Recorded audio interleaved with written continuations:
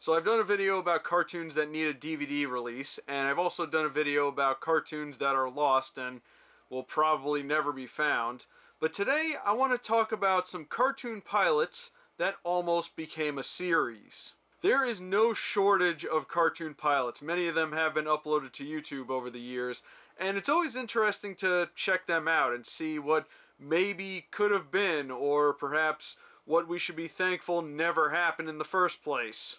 Though specifically today, I want to talk about adaptations. You know, cartoons based off of comic books, movies, or just a single character that almost happened but never quite made it off the ground. There are many well-known examples of this. I think a lot of people know about the Buffy the Vampire Slayer cartoon that was proposed. And there were even a lot of video game ones like Battletoads and, of course, Bubsy. Every day we need to wake up and be grateful that this never became a thing.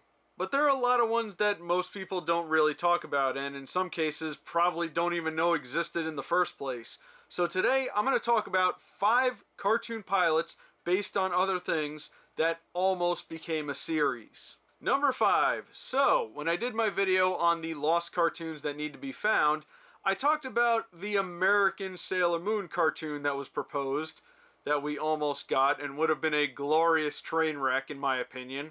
And just as a quick shout out, YouTuber Red Bard actually did an entire video dedicated to that, and they actually did a reading of the script that was found of what would have been the pilot episode, and in my opinion they did a fantastic job with it, so I recommend checking that video out. But did you know there was another beloved anime series that also almost got an American adaptation? Gundam. Specifically though, this is about the SD Gundam series, and if you're not familiar, the SD Gundam series is basically, you know, they take the Gundams from the regular series and they chibify them and they make them small and they're kind of comedic. It's played up for laughs and it's kind of a far cry from the regular Gundam series, which is, you know, a war drama about mech pilots and stuff like that. And in 1991, Sunrise tried to adapt the SD Gundam series for an American audience. And it was going to be called Doozy Bots. Yeah, that's the actual title. So the story for this cartoon is that there's this professor named Professor Doozy who creates these sentient robots to help the world, but they instead decide to go evil and, I quote, try to rob the world of fun. These misguided robots had to be stopped before they carried out their mission to build an army and rob the world of fun. So in order to stop them, Professor Doozy invents a machine that transfers the minds of some of his students into the bodies of other robots so they can battle the evil robots. Obviously, right? And this is where things get kind of crazy, because now we get to see what Sunrise thought that Americans like, because the students are some of the most cliched stereotypes you'll ever see in a cartoon, because you had like the cool jock character, and then the cheerleader girl, and then you had the fat kid who was a goalie in hockey, of course, but then you had the totally awesome surfer dude, and of course your standard kid in a wheelchair, because even in crap like this, you have to be inclusive. I think my favorite part of this whole thing is that the kid in the wheelchair gets transferred into the gun tank.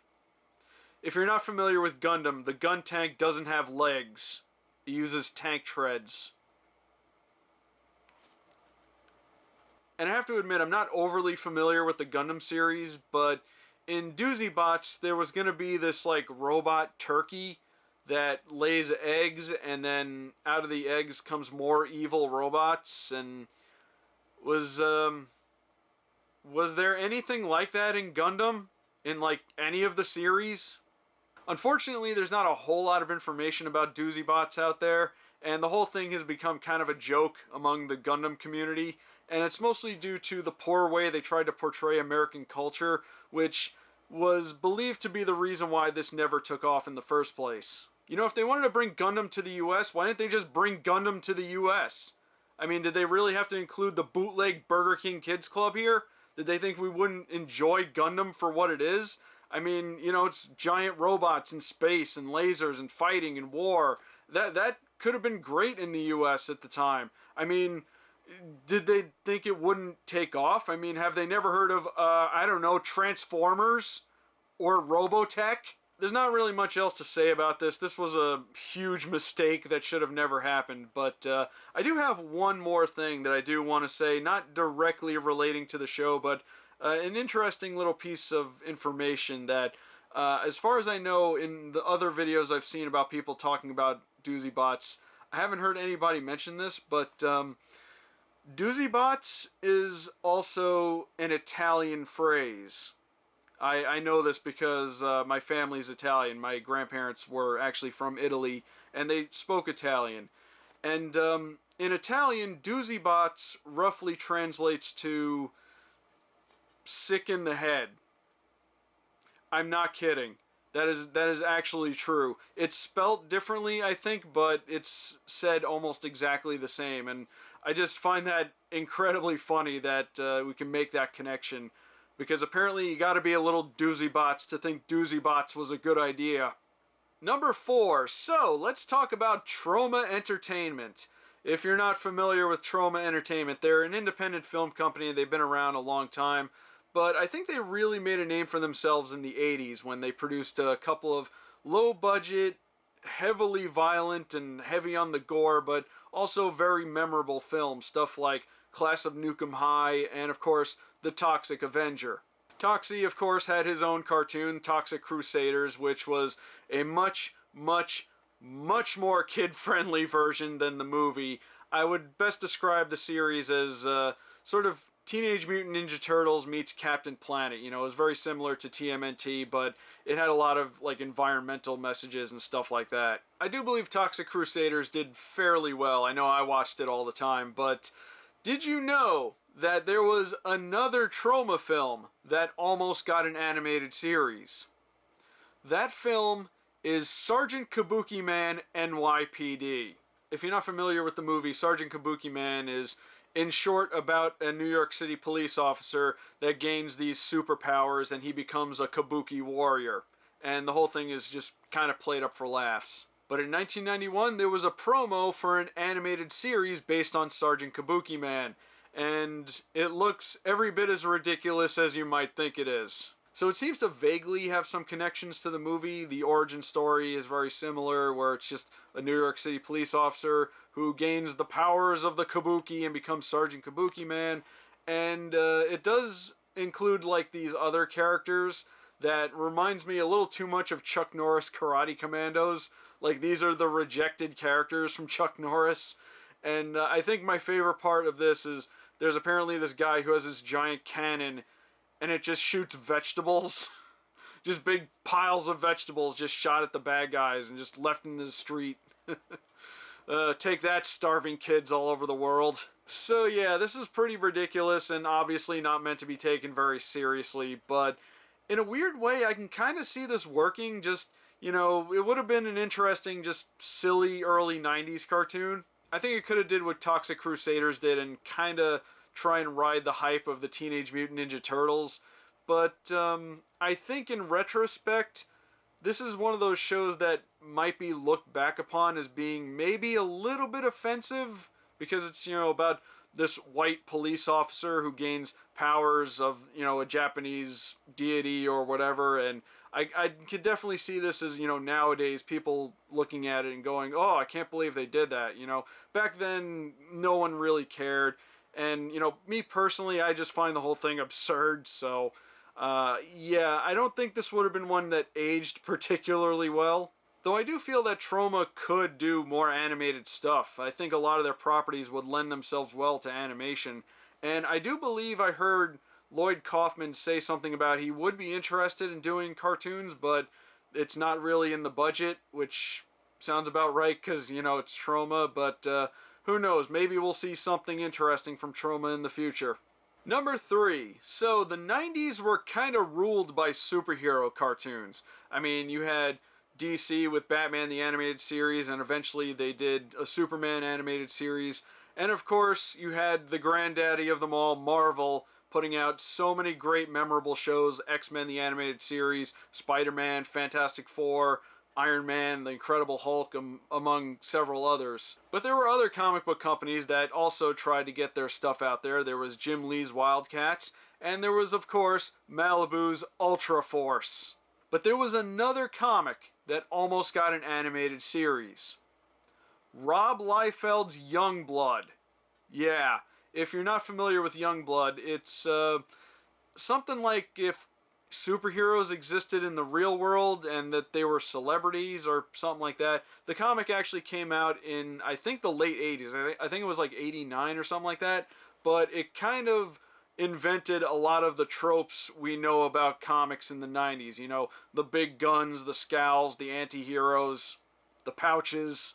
Obviously, they wanted Youngblood to be a big thing because not only was there a proposed animated series, but there was also a video game in production as well. And I believe if you look hard enough, you can find an incomplete version of it online. So it's obvious they did want to try and turn Youngblood into a thing. I don't think the comic was very well received, which is why none of these things actually happened. But we did get a short promo of the animated series, and it doesn't really show a whole lot, but it does show off, you know, the characters and the voice actors and some action. So we have a little bit to go off of. Now, to be fair, the cartoon actually looked kind of promising, and it seems they tried to play it up as more humorous than anything else, which I think was a good angle to take, because honestly, how can you take something like this seriously?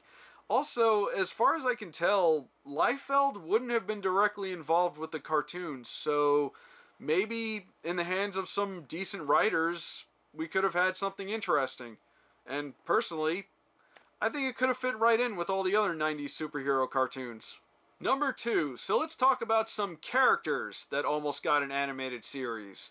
And this time we're talking about Stan Sakai's Usagi Yojimbo. Usagi is a very well-known character with a huge fan following from the comics, and I think a lot of people, like myself, was introduced to Usagi through his many appearances in the Teenage Mutant Ninja Turtles cartoons. In the 80s cartoon, he showed up in 2 episodes, which is not very common for that series. A lot of the characters in Turtles were not always recurring.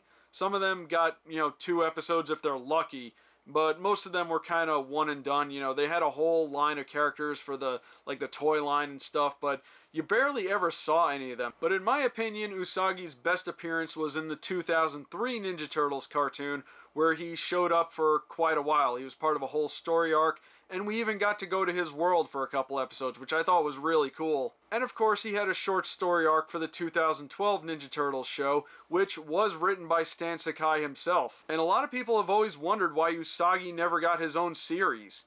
Now, there was that stop-motion short that I actually did a video on for this channel, years ago, during the early days of this channel. It was a fan film by an independent studio called Lentica Films, and I thought that it was going to maybe become something bigger, like a movie or maybe a web series or something like that, but last I checked, there really hasn't been any updates on it, so it seems like that's dead in the water. However, in 1994, Usagi almost got his own series. Sort of.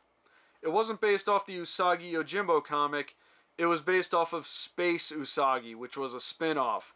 It took place far in the distant future, and it was about a descendant of the original Usagi Yojimbo from the comic. If I could be brutally honest, though, I've watched the pilot, and I'm not overly impressed with it. It's not very long, and it doesn't really show a whole lot. Again, it just gives kind of a vague idea of what the show would have been about.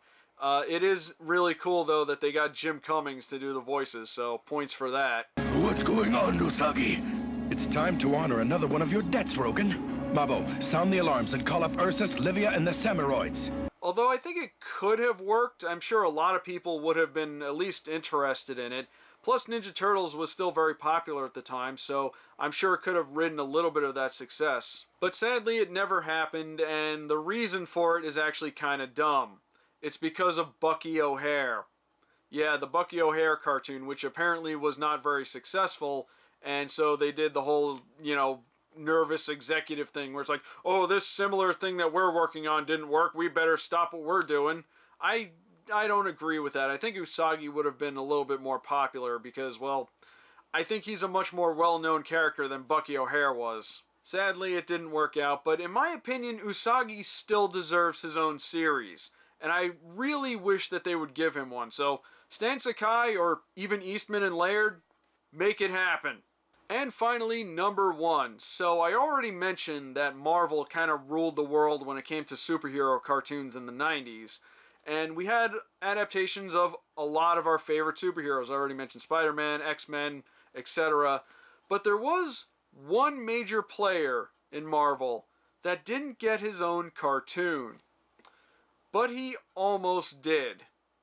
And that is Captain America. Although Captain America did show up in a lot of the other shows, he was briefly shown in X-Men, and he was part of several episodes of Spider-Man, most notably the Secret Wars story arc. Now, he did have his own show in the 60s for the Marvel superhero cartoons, which are, in retrospect, hilarious to watch nowadays.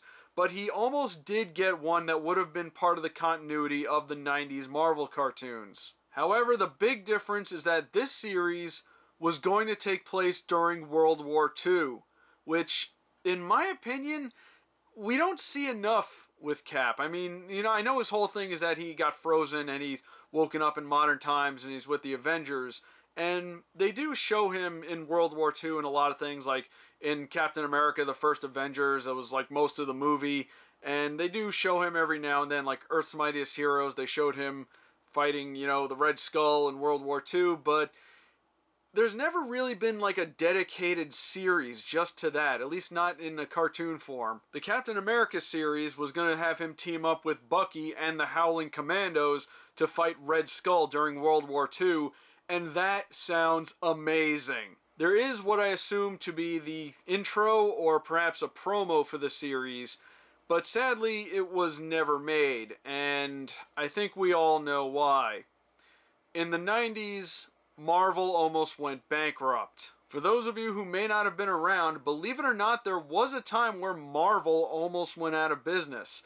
They were going through some pretty bad financial problems in the 90s, and as a result, they ended up having to sell off the rights to a lot of their characters to different movie studios, which is why there are so many different studios making so many different Marvel movies. And also, they ended up having to cancel a lot of projects, which included several animated series, some of which were still going. One of which, in my opinion, is one of the most underrated of the Marvel cartoons, and that's Silver Surfer, the animated series. And unfortunately, it also left off on a pretty big cliffhanger, which is infuriating. And of course, the Captain America series had to be canceled as well, even before it barely got off the ground, which is really sad because, like I said, it looked like it would have been really cool. And it's unfortunate because I doubt Captain America will ever get a solo animated series ever again, because nowadays it's just, it's all about the Avengers. You want to see the Avengers, it's about the big team. But it still would have been awesome to see him in his own series. And it's nice to know that Cap is definitely treated a lot better nowadays than he was in the 90s. And those are my 5 cartoon adaptations that never got made. Leave a comment below and let me know what you think, and if you know of any other really cool ones, let me know, and if I find more, I'll do a follow-up video. Until then, my name is Rob, and have a wonderful day.